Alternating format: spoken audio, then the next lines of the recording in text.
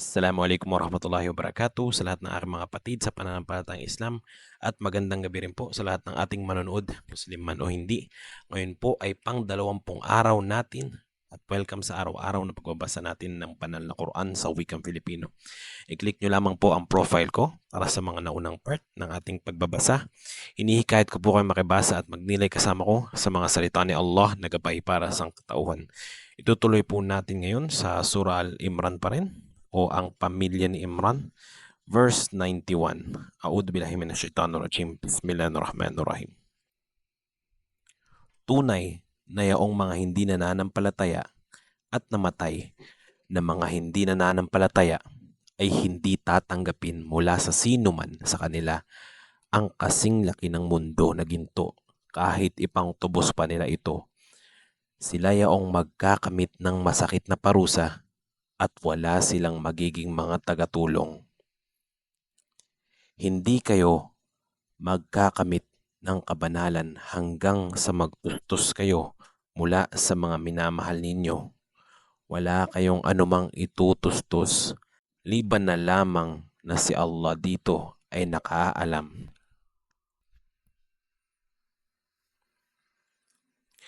Lahat ng pagkain ay naunang pinahintulutan sa angkan ng Israel, liban na lamang sa ipinagbawal ng Israel sa sarili nito bago pa ibinaba ang Torah.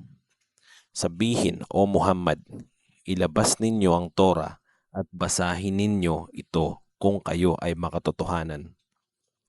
Sino mang mag-imbento ng kasinungalingan laban kay Allah, matapos nito ay tunay na sila ang mga makasalanan. Sabihin, nagsabi ng katotohanan si Allah, kaya sundin ninyo ang relihiyon ni Abraham na kumiling sa katotohanan at hindi kabilang sa mga nagtatambal.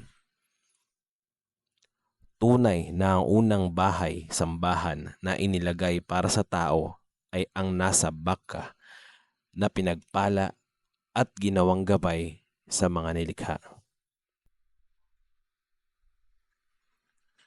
Naririto ang malilinaw na patunay tulad ng puok tayuan ni Abraham.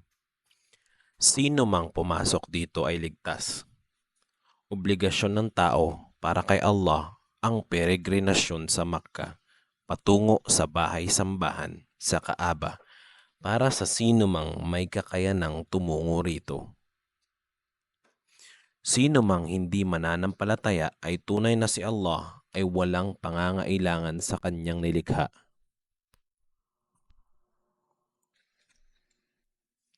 Sabihin, o angkan ng kasulatan, bakit hindi kayo nananampalataya sa mga talata ni Allah samantalang si Allah ay saksi sa inyong mga ginagawa?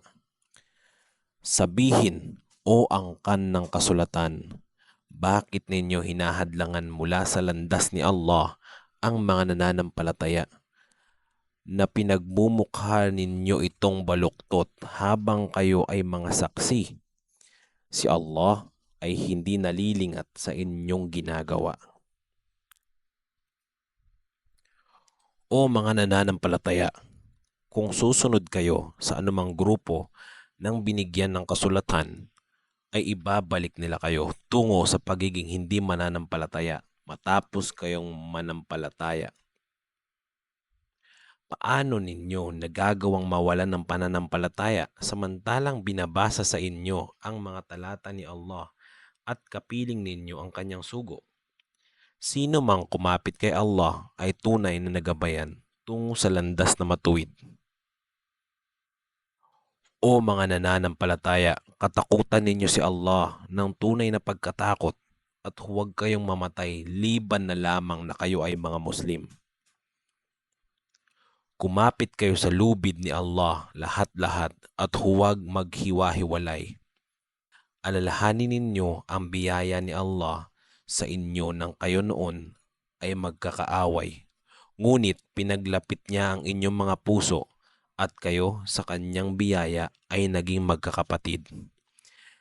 Kayo ay nasa bingit na nanghukay sa impyerno at iniligtas niya kayo mula rito.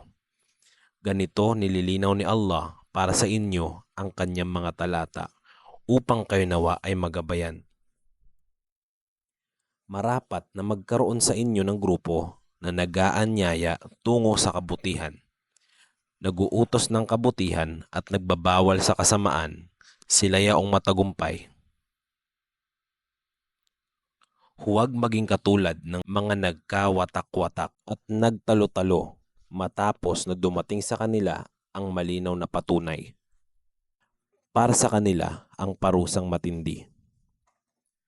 Sa araw na ang ibang mga mukha ay magniningning at ang iba naman ay mangingitim. Yaong mga nangitim ang mga mukha ay sasabihan, nawalan ba kayo ng pananampalataya matapos ang inyong pananampalataya? Kaya tikman ninyo ang parusa dahil sa inyong pagtangging manampalataya. Yaong mga magniningning ang mukha ay nasa habag ni Allah. Sila ay mananatili rito habang panahon. Ito ang mga talata ni Allah. Pinabasa namin ito sa iyo, O Muhammad, ng buong katotohanan. Si Allah ay hindi nagnanais ng pang-aapi sa kanyang nilikha. Kay Allah ang anumang nasa kalangitan at lupa. Kay Allah ibabalik ang lahat ng bagay. Kayo ang pinakamainam na nasyon na umusbong sa mga tao. Naguutos kayo ng kabutihan, nagbabawal kayo sa kasamaan at nananampalataya kayo kay Allah. Kung naniwala lamang ang angkan ng kasulatan ay mainam ito para sa kanila. Ang ilan sa kanila ay nananampalataya, ngunit ang karamihan sa kanila ay suwail. Hanggang dito na lamang po muna, inshallah ipagpapatuloy po natin bukas ang kadugtong nito. Salamat po sa pakikinig at pakikibasa. Gantimpalano ko tayo ni Allah. Assalamualaikum warahmatullahi wabarakatuh.